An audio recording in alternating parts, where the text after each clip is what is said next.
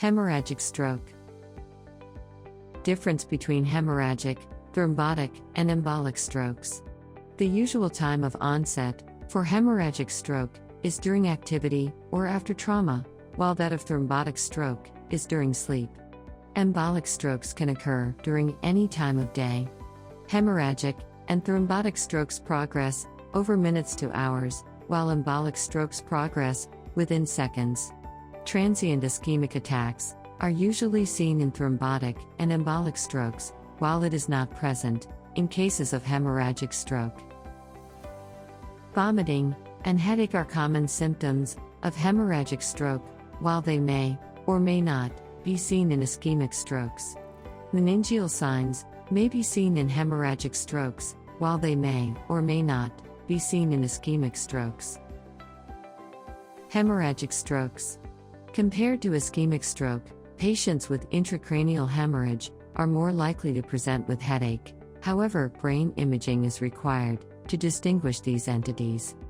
CT imaging of the head is highly sensitive and specific for intracranial hemorrhage and determines the location of bleeding.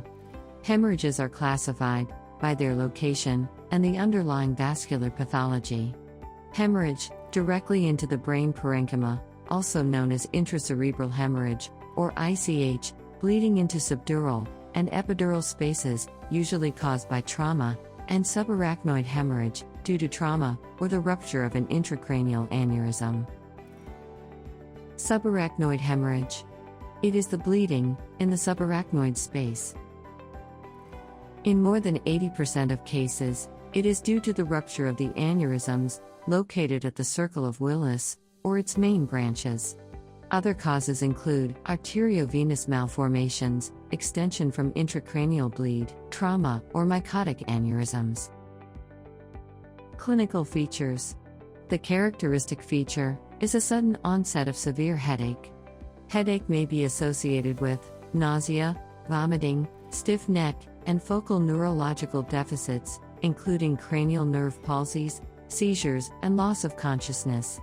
Examination reveals a variable degree of consciousness with signs of meningeal irritation. Intracerebral hemorrhage. It is the bleeding in the brain parenchyma.